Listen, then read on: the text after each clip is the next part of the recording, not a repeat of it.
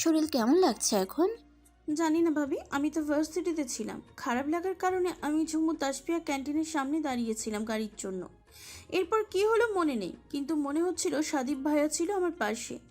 হ্যাঁ, ভার্সিটির এক ছেলে নাকি তোমাদের ড্রপ করে দিয়েছিল। এরপর সাদিফি তো তোমায় কোলে করে নিয়ে এসেছিল রুমে। ডক্টর কল করে বাসায় আনিয়েছিল। ছেলেটা একটু আগেই গেল বাসায়। ও, তাই বলো, কটা বাজে ভাবি? রাত 10টা। কি? আমি ভেবেছিলাম সন্ধ্যা এখন। এত টাইম কবে হলো? আচ্ছা, এত ভাবতে হবে না, উঠো, ফ্রেশ হবে। মা খাবার আনতে গিয়েছে। সাদিফ একেবারে খাবারের চাট বানিয়ে নিয়েছে ডক্টর থেকে। এখন থেকে তোমাকে খাবারের চার্ট অনুযায়ী খেতে হবে খাবার, কারণ তোমার অনেক উইকনেস আছে। এইভাবে চললে সামনে বড় কিছু হতে পারে। আর সাদিফ তোমার হেলথ নিয়ে রিস্ক নিতে চায় না, তাই তো এত কাণ্ড তার তোমায় ঘিরে। আমায় নিয়ে ওনারা তো মাথা ব্যথা কেন, আল্লাহ জানে। সেটাই ব্যাপারটা আমাকেও ভাবাচ্ছে অনেক। আচ্ছা, বাদ দাও এসব কথা। আফরা কোথায়? আর প্লিজ ভাবি, আমি ড্রেস চেঞ্জ করতে চাই, ঘেমে একাকার আমি। আফরোর বাবার কাছে। আচ্ছা আসো, চেঞ্জ করিয়ে দিই। কাপড় চেঞ্জ করার আগেই ভাইয়ারা আর বাবা এসে আমায় দেখে গেলেন, সাথে অনেক আদর করলেন। ভাবির সাহায্যে কষ্ট করে উঠলাম শোয়া থেকে। পুরো শরীর যেন পাথর ভর করেছে, এত ভারী লাগছে শরীর।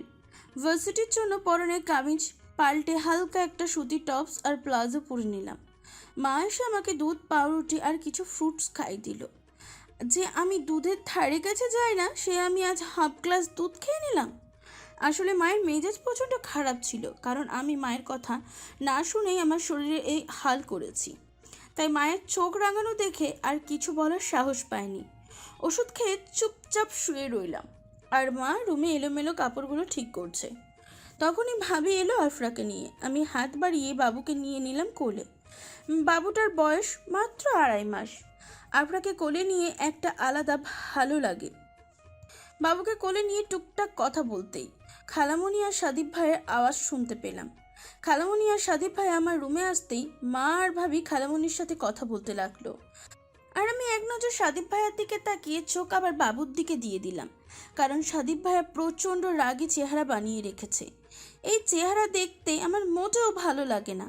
খালামণি মায়ের সাথে কথা বলার শেষেই আমার কাছে এগিয়ে এলো, আর সাদীপ ভাইয়া সেই বেডের পাশে দাঁড়িয়ে আছেন। ফুল, কেমন লাগছে এখন? খালামণি আমার মাথায় হাত বুলিয়ে বললেন, আলহামদুলিল্লাহ খালামণি, বেশ ভালো লাগছে। এখন আলহামদুলিল্লাহ বলছে সে। নিজের শরীরের প্রতি কোনো যত্ন নেই তার, উল্টোপাল্টা কাজ করবে। আর আমাদের ছোটাছুটি করতে হবে। এরপর সে সুস্থ হবে, বলবে আলহামদুলিল্লাহ। আসলে আলহামদুলিল্লাহই বলা উচিত তোর, কারণ তোর জন্য আল্লাহ আমাদের মাথা দিয়েছেন টেনশন করতে। সে তুই অসুস্থ হবি আর আমরা টেনশন করব।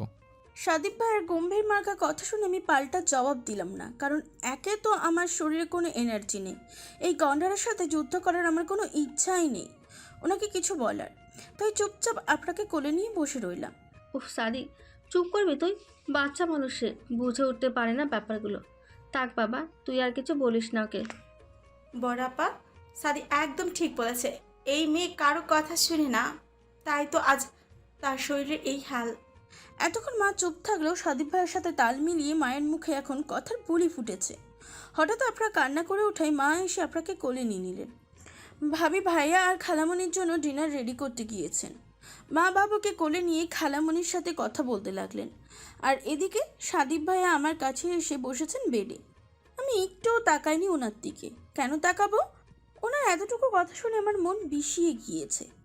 এই যে সাদীপ ভাইয়ের ডাকে আমি ওনার দিকে মাথা তুলে তাকালাম। ওনার কপালে চিন্তার ভাঁজ স্পষ্ট বোঝা যাচ্ছে। আমার তাকানোতে উনি আবারও বলে উঠলেন, কি সমস্যা? মুখ দিয়ে কথা বেরোচ্ছে না যে? আমি কি বলবো বলেন তো? কিছু বলতে হবে না, কিন্তু আজকে থেকে যদি মেডিসিন আর খাবারের নিয়ম মিস করো, তবে তোমাকে আমি কামড়ে শেষ করে ফেলবো। লাস্ট কথা শুনে আমি আমার কোলের উপর রাখা কাঁথাটা খামচে ধরলাম। আজকে থেকে কোনো বাড়াবাড়ি করা চলবে না। আর এমন করে চলতে থাকলে ফিউচারে আমারই কষ্ট করতে হবে। কিন্তু আমি ফিউচার সুখ করতে চাই, যার কারণে তোকে বর্তমানে ভালো করে নিজের হেলথের দিকে খেয়াল রাখতে হবে। এই কথাগুলো ফিসফিসিয়ে বললেন উনি। আজব, আমার সাথে আপনার ফিউচারে কি সম্পর্ক? ভ্রুকুচকে ওনার কাছে প্রশ্ন করতেই উনি হালকা করে হাসলেন, কিন্তু ওনার এই হালকা হাসির কারণে ওনার শরীরে হালকা দুলে উঠল। আমি কি জোক বলেছি? আপনি কেন হাসছেন? কিছু না বেবি, খাবার খেয়েছো? মেডিসিন নিয়েছো? এবার ঘুমিয়ে পড়ো। আমার ডান হাত স্পর্শ করে বললেন, আপনি কেমনে জানেন আমি খাবার আর ওষুধ খেয়েছি? সাদীপ ভাই ওনার চোখ দিয়ে ইশারা করে আমাকে বেডের পাশে ছোট্ট টেবিলটা দেখিয়েছেন। টেবিলের উপর খাবারের প্লেট আর ওষুধের খোলস দেখতে পেলাম। ও, তার মানে উনি এখান থেকেই জানতে পেরেছেন খাবার আর ওষুধের কথা। একটু পরেই ভাবি ডাকতে এলো সবাইকে খাবার খেতে। মা আর খালামণি আস্তে আস্তে রুম থেকে চলে গেল, আর সাদীপ ভাইও উঠে দাঁড়ালেন। ভালো মতো থাকিস, 2 দিন ভার্সিটিতে যেতে হবে না, বাসায় রেস্ট কর। আর এই টপসে তোকে বেশ মোহনীয় লাগছে। এই জ্বরের ফেসেও তোকে আমার খেয়ে ফেলতে ইচ্ছে করছে। আর তোর দেখছি জ্বরের ঘরে মাথা গেল, আমার সামনে ওড়না ছেড়ে বসে আছিস। ভালো কথা, বাট জ্বর হোক আর যাই হোক, অন্য করে সামনে এদিকে একটু খেয়াল রাখিস। সাদীপ ভাইয়ের এমন কথায় নিজের দিকে তাকালাম একবার। সুতির টপসটা গায়ের থেকে একটু সরে আছে, সাথে উপরের দিকে জামাটা একটু হা হয়ে আছে। তাড়াতাড়ি করে কাঁথা গায়ে দিয়ে টেনে নিলাম। ছি ছি, মা ভাবি কি আমাকে একটু বলতে পারেন এই কথাটা? উনি এখন কি না কি দেখেছেন আল্লাহ জানে। এইসব কথা ভাবতেই গাল গরম হয়ে এসেছে আমার। আস্ত লুচু তো এই লোক। হয়েছে, আর লজ্জা পেতে হবে না।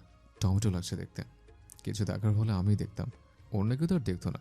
বাই দ্য ওয়ে, আমি অমনভাবে কিছু দেখিনি, এখনো আমার করে নিয়ে নেই, তাই দেখার অধিকারও আমার নেই। কথা বলে একটু দীর্ঘশ্বাস ফেলে চলে গেলেন উনি। ওনার কিছু কথা আমাকে খুব ভাবায়, যেমন এখনকার কথাগুলো। আমি বুঝি না এই লোক পাজেলের মতন কথা বলে কেন। দূর, যা হবে দেখা যাবে। এখন থেকে হুঁশ জ্ঞান হারালে চলবে না। মা নিজে তো এর কথাই রাখতে হবে, নাহলে উনি আবার কোথায় কোথায় নজর দেন আল্লাহ জানেন। তবা তবা। 2 দিন ভালো করে রেস্ট করলাম বাসায়। এই 2 দিন জুমু যায়নি ভার্সিটি, কারণ আমি যাইনি তাই। আজকে ভার্সিটি যাব। নিউ ক্লাস এখন। বেশি মেস দিলে পরে স্যারদের চোখে খারাপ স্টুডেন্টের খাতায় নাম লেখাতে হবে। তাই ডেলি রুটিনে নাস্তা ওষুধ খেয়ে নিলাম। কামিজ পরে গায়ে ওড়না জড়িয়ে চুলগুলোতে সুন্দর করে একটা বেনি করে নিলাম, আর সামনের কাটা চুলগুলো বের করে দিলাম।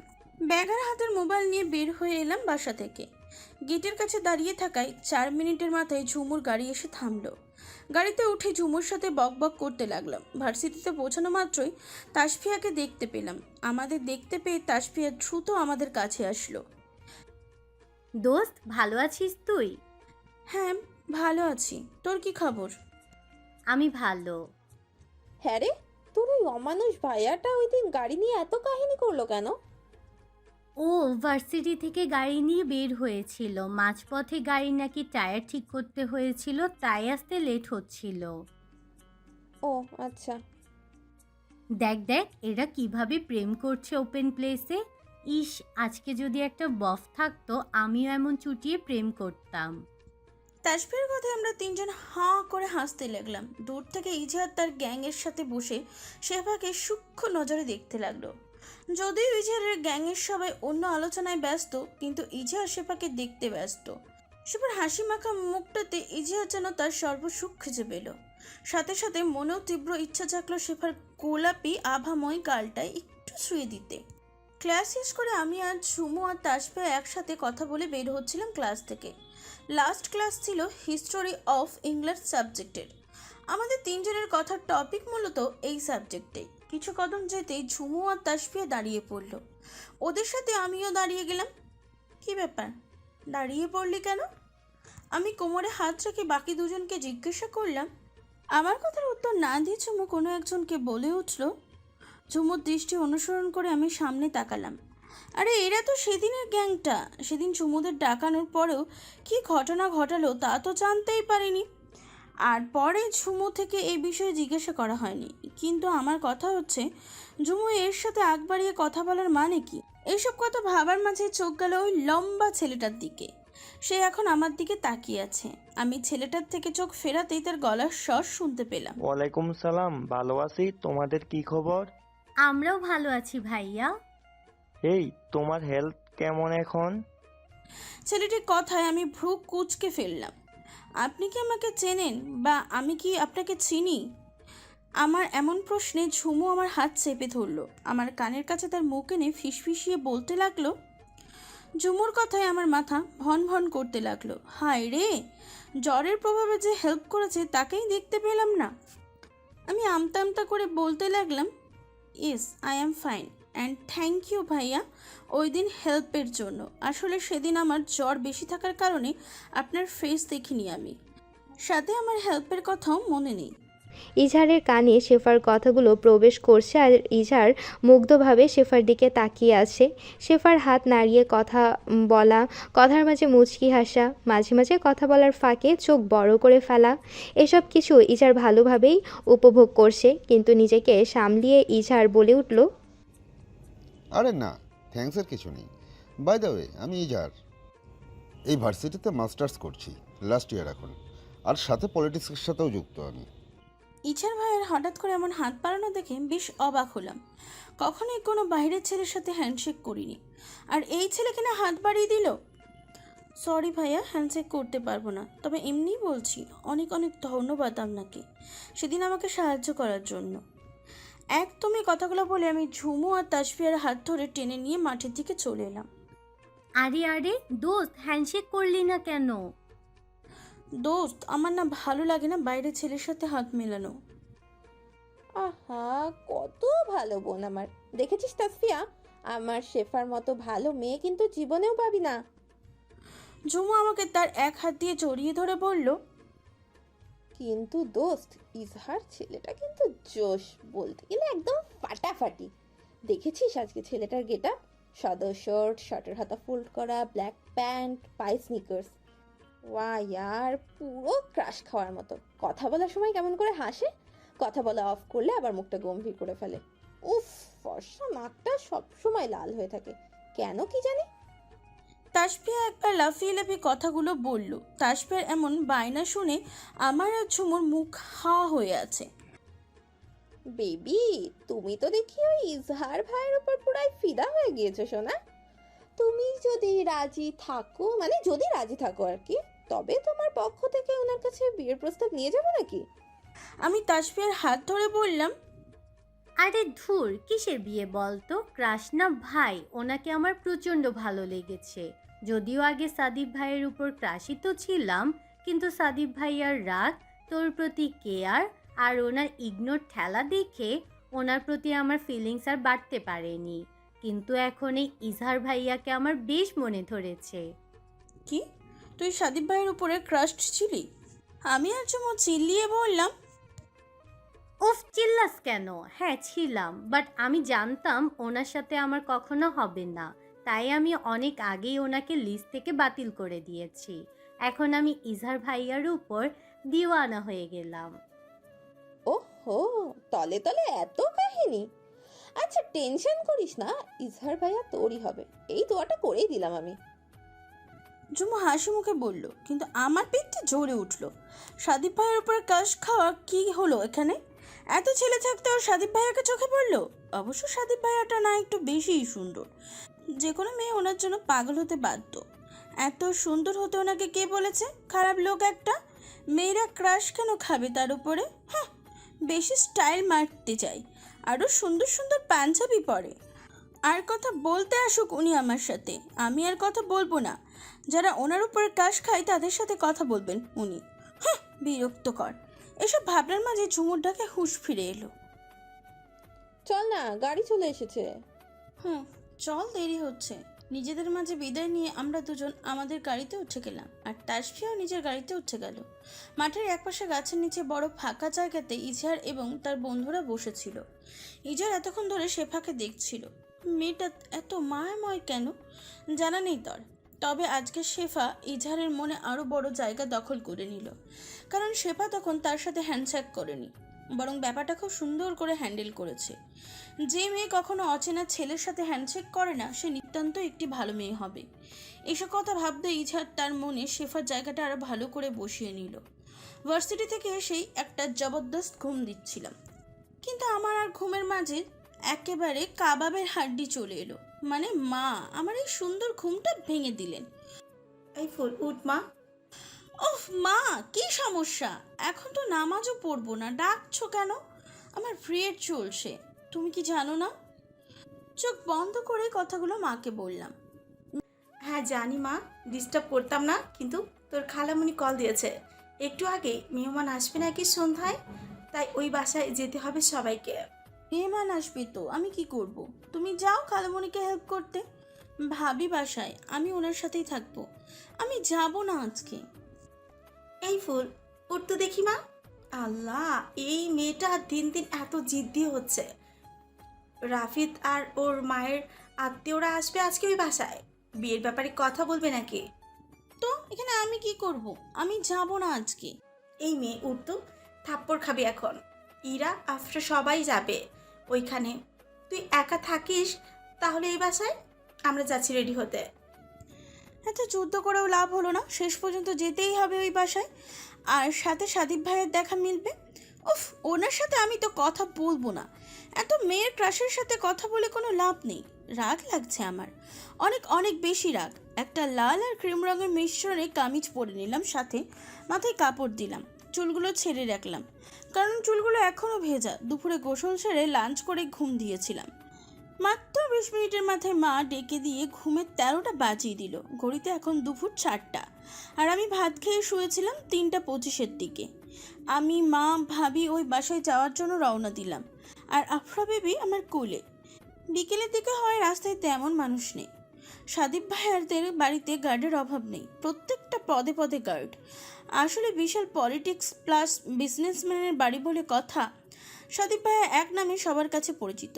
বাবুকে কোলে নিয়ে ভিতরে যেতেই সাদিব ভাইয়ের মুখোমুখি হয়ে গেলাম। মা আর ভাবি ওনার সাথে কথা বলে চলে গেলেন ভিতরে, কিন্তু আমি আটকা পড়লাম ওনার সামনে। আমার সামনে হাত পেতে দাঁড়িয়ে আছেন সাদিব ভাই। কি এভাবে দাঁড়িয়ে আছেন কেন? সরেন। বাবুকে দে তো, একটু করে নেই, অনেকদিন দেখিনি ওকে। আমি বাবুকে নিয়ে ওনার সামনে থেকে একটু দূরে দাঁড়ালাম। না, আপনাকে নিতে হবে না বাবুকে, আপনি তো অনেক ফেমাস হ্যান্ডসাম মানুষ। আপনারা এসব বাচ্চা কোলে নিয়ে আর শোভা দেয় না। আপনি এমনি সেজেগুজে বসে থাকেন আর মেয়েরা সে আপনার উপর ক্রেশ খাবে। একদমই কথাগুলো বলে গাল ফুলিয়ে ওনার দিকে তাকালাম। সাদিব ভাই ওনার টি শার্ট একটু টান দিয়ে সোজা করে নিলেন, এরপর থুতু হেঁটে আমার কাছে চলে এলেন। খুব আস্তে করে বাবুকে কোলে নিলেন। আরে আরে, এগুলো কোন ধরনের চিটিং? এত বাজে লোক আপনি। দিন বাবুকে আমার কাছে দিন, ও আমার ভাই আর মেয়ে। কথাগুলো বলে ওনার হাতে জোরে একটা খামচে দিলাম, কিন্তু খামচে খেয়ে সাদিব ভাইয়া মুচকি হেসে উঠলেন। পিচ্ছু বাচ্চা, এমন করিস কেন? আর কখন থেকে ফেমাস ক্রাশ এইসব বলছিস? মাথা ঠিক আছে তোর? ভিতরে যা, বাবুকে বাবার কাছে দিয়ে দেবো আমি। বেশি ঘোরাঘুরি করবি না, আজকে মেহমান বেশি আসবে, সাথে ছেলে পেলেও আসতে পারে, সো আমি চাই না কোনো ঝামেলা হোক। বাবুকে আদর করতে করতে বললেন, না যাব না, আমি আজকে এখানেই বসে থাকবো, হোক ঝামেলা। আর আপনি কেন এত চিন্তিত হচ্ছেন? আরে আপনি তো জানেন না আপনার জন্য কত মেয়ে হাঁ করে আছে। যত সব সুন্দরের বাহার ধরে দেখায় মেয়েদের, আর মেয়েগুলোও কেমন অন্যের জিনিসে নজর দেয়, লুচু কোথাকার। হ্যাঁ মেয়ে, কি হয়েছে তোমার আজকে? এত রাগ কেন? আর কে দিয়েছে নজর? কার দিকে? এই, তোমার কিছু বলেছে? বলো বাবু, কে কি বলেছে? তাকে আমি মেরেই ফেলবো। হঠাৎ করে সাদিব ভাই রেগে বললেন, এই এই দেখেন কি বলেছি আমি তাকে, আর সে আমাকে কি বলেছে। ওরে ভাই মাফ করেন আমাকে, কিচ্ছু হয়নি, কেউ কিছু বলেনি। আর এত রাগার কি আছে আমি বুঝলাম না। আমাকে কেউ কিছু বললেই কি এত রাগ করতে হবে? কেন এত রাগ আসে কেন? এক হাতে আফরাকে ধরে অপর হাত দিয়ে আমাকে টেনে নিলেন ওনার কাছে, আর আমি গিয়ে ওনার বুকের ডান সাইডে পড়লাম। সাথে সাথে উনি আমার কোমর জড়িয়ে ধরলেন। আবেশে আমি ওনার টি শার্ট খামচে ধরলাম, কিন্তু এভাবে টান দেওয়াতে পেটেও হালকা ব্যথা পেলাম। একে তো পিরিয়ড, তার উপর ওনার এই কাহিনী। ইচ্ছা করছে মেরে ওনাকে ভর্তা বানাই। হ্যাঁ, আমার প্রিয়তমার জন্য আমার রাগ বেশি থাকবে সারা জীবনের জন্য। কেউ কিছু বললে না, সামান্য চোখ তুলে দেখলে তাকে আমি দুনিয়া থেকে আউট করে ফেলবো। আর তুমি বলছো এত রাগ কিসের? আমি কিছু বলতে যাব, তখনই কারোর আওয়াজ পেলাম। এই ভাই, মেয়েটাকে আসতে দাও না ভিতরে। আর কতক্ষণ এমন অত্যাচার করবে তুমি মেয়েটাকে? মা বারবার ওর কথা জিজ্ঞেস করছে। মেইন দরজার পরে এই বড় গলি না থাকলে আজকে তোমাদের এই লুকোনো রোমান্স সবাই দেখতো। এবার ছাড়ো মেয়েটাকে। ইতিহাপুর আমার কথাটা শেষ হওয়ার আগেই সাদিব ভাই আমাকে বুকে জড়িয়ে ধরা অবস্থায় ফিরে দাঁড়ালেন, আর তখন ওনার বুকে আস্তে করে থাপ্পড় দিচ্ছিলাম আমাকে ছাড়ার জন্য। কিন্তু উনি যেভাবে ধরেছেন সেভাবেই বলে উঠলেন, দেখো দিদি, আমাদের একদম পারফেক্ট লাগছে, তাই না? দোয়া করো, দোয়া কর তোর ভাইয়ের জন্য। সাদিক ভাইয়ের মুখে এমন কথার কী মানে হতে পারে সেটা আমার জানা নেই, কিন্তু এইভাবে ওনার কথাটি বলার কারণে আমার বুকে থুকফুকানি ভাবটা 100 লেভেলে পৌঁছে গেল। সাদিক ভাইয়া থেকে নিজেকে ছাড়িয়ে নিয়ে ইতিহাপুর সাথে ভিতরে চলে গেলাম। ভাগ্যিস মেন দরজার পরে একটা লম্বা গলি আছে, এই গলিটা ক্রস করে লিভিং রুমে যেতে হয়, যার কারণে ওনার এসব ফালতুমি কেউ দেখেনি। খালামণি আর মা কাজে প্রচণ্ড ব্যস্ত হয়ে গেল। আমি কিচেনে যেতেই খালামণি হাত ধুয়ে আমার কাছে চলে এলো দ্রুত। আমাকে জড়িয়ে ধরে খালামণি বলতে লাগলো, কী রে, খালামণির বাসায় আসতে এত তালবাহানা করা লাগে? আসতে চাসনি কেন প্রথমে? আমার খারাপ লাগছিল খালামণি, তাই আসতে চাইনি। খালামণি এবার আমার মাথায় হাত বুলিয়ে বলল, ও মা, আমার ফুলের আবার কি হলো? ও রুবি মেয়ের কি হলো? কিছু তো আমাকে বললি না। আরে তেমন কিছু না, তোমার আদরের ফুলের পিরিয়ড হয়েছে, তাই সে ব্যথার জ্বালায় আসতে চাচ্ছিল না। এই মেয়ে অল্পতেই এমন, তাহলে শ্বশুরবাড়ির কাজ কিভাবে করবে আল্লাহ জানেন। উফ, এমন বলছিস কেন? তোর মেয়েকে কি আমি কাজ করাবো এমন সময়? ও শুধু তোর মেয়ে না, আমারও মেয়ে। তুই তো ভালো করে জানিস এই এক মেয়েটা আমাদের পরিবারের জন্য কি। এই দুই বোনের তো আমাকে নিয়ে তর্ক বিতর্ক লেগে গেল, আর এদিকে আমার পেটে ব্যথা বাড়ছে, কিন্তু কিছু না বলে চুপ করে শুনে রইলাম ওদের কথা। ইতি আপু আর ভাবি অন্য ডিশ বানাচ্ছে। এর মধ্যেই ভাবি আমাকে জিজ্ঞাসা করলো, আফরা কার কাছে শেফা? সাদীপ ভাইয়ের কাছে, উনি কোলে নিয়েছিলেন আফরাকে। ও আচ্ছা। সবাই এক দম নিয়ে কাজ করছে, আমার ভালো লাগলে আমিও কিছু কাজ করতাম, কিন্তু পেট কোমর যেন একটা ব্লাস্ট হবে। আমি একপাশে ঠেস দিয়ে দাঁড়িয়ে রইলাম আর মা খালামণি কথা শুনছি। হঠাৎ করে খালামণি আমাকে বলে উঠল, ফুলমা যা, ওপরে গিয়ে রেস্ট নে তুই। আর মেহমান এলে আমি ডেকে আনবো তোদের। তোর বোন আরেকটা নাক ডেকে ঘুমাচ্ছে ওপরে। আমি যেতে নিলে খালামণি আবার আমাকে ডাক দিলেন। এক বাটি ফ্রুটস আমার দিকে এগিয়ে দিলেন। শেফা, এইগুলো খা ওপরে বসে। পিরিয়ড হলে বেশি বেশি ফ্রুটস আর পানি খাবি। খালামণির কথার মাঝে সাদীপ ভাইয়া প্রবেশ করলো কিচেনে। লাস্টের কথা সাদীপ ভাইয়া শুনলে তো শেষ, ইজ্জত চলে যাবে একেবারে। আমি এক ঢোক গেলে ওনার দিকে তাকালাম। উনি আমার দিকে একটু তাকিয়ে ভাবিকে বললেন, ভাবি না, ওকে, বাবু ঘুমিয়ে পড়েছে। ভাবি দ্রুত এসে আপনাকে নিয়ে চলে গেলেন, কারণ বেশি দেরি হলে বাবুর ঘুম ভেঙে যেতে পারে। বাবুকে ভাবির কোলে দিয়ে সাদীপ ভাইয়া ভাবির পিছু চলে গেলেন। আমি এখনও হাপ্লার মতন দাঁড়িয়ে আছি। আসলে আমার কেমন লাগছে আমি নিজেও জানি না, এক প্রকার ফিলিংসলেস লাগছে নিজেকে। হঠাৎ খালামণির ডাকে হুঁশ আসলো। এই যে, এই বাটি নিয়ে আর কতক্ষণ দাঁড়িয়ে থাকবি? আমি খালামণির থেকে বাটি নিয়ে আস্তে আস্তে হাঁটতে লাগলাম। উপরে পৌঁছাতেই হঠাৎ কারো স্পর্শে কেঁপে উঠলাম। কেউ একজন আমার হাত ধরে ফেললো। এই ছোঁয়াটা আমার বড্ড পরিচিত। ঘাড় ফিরিয়ে পিছে ফিরতেই আমার ধারণা সঠিক হলো। সাদীপ ভাই আমার এক হাত ধরে দাঁড়িয়ে রইলেন। আমি হাত নাড়াতেই উনি হাত ছেড়ে দিলেন আমার। কিছু বলবেন? আমার কথায় উনি একটা দীর্ঘ নিঃশ্বাস ফেললেন, এরপর নরম কণ্ঠে বলে উঠলেন, আমার রুমে পরে ড্রয়ারের নিচের দিকে একটা হট ব্যাগ আছে, রুম থেকে ওইটা নিয়ে নে। যেমন রুমে গিয়ে গিজার থেকে গরম পানি দিয়ে পেটের উপরে রাখ বা কোমরের নিচে রাখ, আরাম লাগবে তোর। সাদীপ ভাইয়ের কথা শুনে আমি জাস্ট অবাক হয়ে তাকিয়ে রইলাম ওনার দিকে। এইভাবে উনি এই কথা বলবেন সেটা আমি কখনো ভাবিনি। আমি লজ্জায় মাথা নিচু করে ফেললাম। সাদীপ ভাইয়া আমারও বলে উঠল, আজও এত লজ্জা পাওয়ার বা অসুস্থের কি আছে? পিরিয়ড একটা নর্মাল জিনিস, এটা হওয়া মানে তুই সুস্থ আছিস, তোর হেলথ ভালো আছে, এই জিনিসটা বোঝা। একটা শিক্ষিত মেয়ে হয়ে তুই এই বিষয়ে লজ্জা কেন পাচ্ছিস? আশ্চর্য, আমি কখনো এইসব বিষয়ে কোনো ছেলের সাথে আলোচনা করিনি। হঠাৎ আপনি এসে এগুলো বললে তো লজ্জা লাগবেই। আর ধন্যবাদ আপনাকে আমার চিন্তা করার জন্য, তবে আমার কোনো হট ব্যাগ লাগবে না। সাদীপ ভাইয়া আমার হাতে রাখা বাটি থেকে 2 পিস আম মুখে পুরে নিয়ে আমার হাতটা ধরে টেনে নিয়ে যেতে লাগলেন। এই ভাইয়া ছাড়ুন আমাকে, বললাম তো কোনো হেল্প লাগবে না। আমি এক মনে ওনার হাত ছাড়ানোর জন্য যুদ্ধ করছি, কিন্তু এই মোটা গন্ডারের সাথে আমি পেরে উঠছি না। ওনার রুমে গিয়ে আমাকে বেডের উপর চেপে ধরে বসিয়ে দিলেন। আমি উঠতে নিলেই আমাকে একটা বড় ধমক দিলেন। সমস্যা কি তোর? আমি যে কাজ করতে বলবো সেটার উল্টোটাই কি তোর করতে হবে? অন্য সব ব্যাপারে তোর বাচ্চা আমি মেনে নিলেও তোর হেলথের সাথে আমি কোনো রিস্ক নিতে চাই না। এক ধমকে আমার মুখ বন্ধ হয়ে গেল। ওনার সাথে বাহাদুরি দেখানোর মজা সাদিক ভাই আমাকে হাড়ে হাড়ে বুঝিয়ে দেন। পা গুটিয়ে ওনার বেডের উপর বসে রইলাম, আর উনি ড্রয়ারে হট ব্যাগ খুঁজছেন। নিচের ড্রয়ার থেকে উনি মোটামুটি সব জিনিস বের করে ফেললেন, তবে ওনার হট ব্যাগ দেখা মিলছে না। বেশ কিছুক্ষণ পরে আবারও জিনিসগুলো ড্রয়ারে ঢুকিয়ে রাখলেন। কিছু একটা ভেবে উনি ওনার জিম জোনের সেই দিকে গেলেন, আর সেখানে রাখা ছোট্ট ড্রয়ার খুলে ওনার বিখ্যাত হট ব্যাগ উদ্ধার করে নিলেন। এই সামান্য জিনিসটা খুঁজতে আপনার এতক্ষণ লেগেছে? আমি বাটি থেকে ফুডস খেতে খেতে বললাম, আসলে গত পরশু জিম করার পর ব্যাক পেন করছিল, তাই হট ব্যাগ ইউজ করে সেখানে রেখেছিলাম, কিন্তু ব্যাপারটা আমার মনে ছিল না। আমি ভ্রুকুচকে ওনাকে প্রশ্ন করলাম, ও আচ্ছা তাই বলেন? আপনার বডি তো মাশাআল্লাহ আছে, জিম কেন করতে হয় আবার? আমার প্রশ্নে উনি ওনার 2 হাত বুকের সামনে নিয়ে শয়তানি সুরে বললেন, একটা অসহায় ছেলে বডি দেখতে তোর লজ্জা লাগে না? ছি, তোর নজর তো ভীষণ খারাপ, পচা মেয়ে। সাদীপ ভাইয়ের এমন কথা শুনে আমি বেশ বিষম খেলাম, যার কারণে গলায় ফল আটকে গেল আর আমার কাশি শুরু হলো।